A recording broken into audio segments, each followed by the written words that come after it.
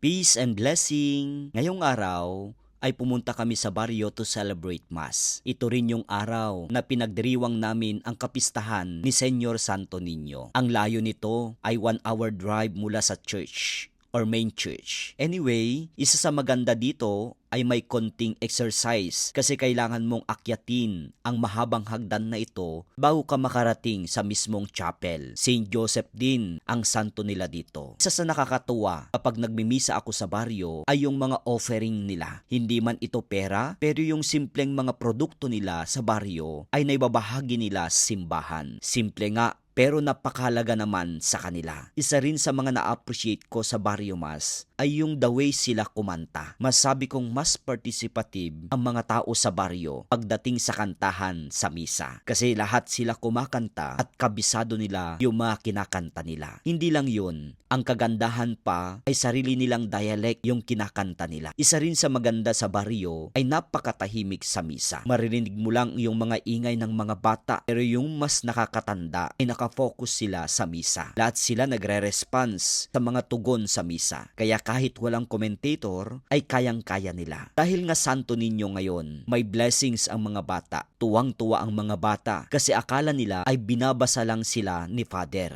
Pagkatapos ng misa ay nagkape lang kami. Mandatory ang kape dito sa baryo kasi yun yung isang pangunahing merienda nila. Pagkatapos ng kape ay kumain lang kami ng dinner. Niloloko ko nga sila na very good yung kumatay ng manok kasi kompleto yung parts ng mga manok. Usually kasi nawawala yung mga parte ng manok kapag may lalapag na sa pagkainan. Anyway, gabi na nung umuwi kami, halos hindi na makita ang daan. Salamat sa pagsama ngayong araw. God bless you all.